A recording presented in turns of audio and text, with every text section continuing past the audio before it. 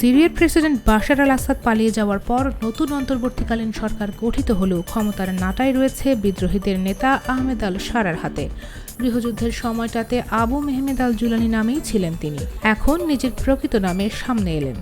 বিবিসিকে দেওয়া এক সাক্ষাৎকারে জানালেন, যুদ্ধে বিপর্যস্ত সিরিয়া প্রতিবেশী দেশগুলোর জন্য কোনো হুমকি হবে না, পশ্চিমাদেরও ভয় পাওয়ার কিছু নেই। আল শারা হায়াত তাহরির আল শাম নামে দলের নেতৃত্ব দিচ্ছেন। এই দলটি একসময় আল কায়দার সংশ্লিষ্ট ছিল বলে তাদের নিয়ে পশ্চিমা দেশগুলোর ভয় কাজ করছে। এই প্রেক্ষাপটে আল শারা বলেন, হায়াত তাহরির আল শাম কোনো বিচারেই সন্ত্রাসী সংগঠন নয়। আমরা ৮ বছর ইদলিব শাসন করেছি। দেখুন, সেখানে বিশ্ববিদ্যালয়ের নারী শিক্ষার্থী ৬০% বেশি।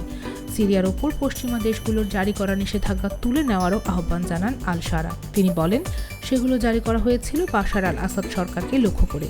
সেই শাসনের তো এখন অবসান হয়েছে।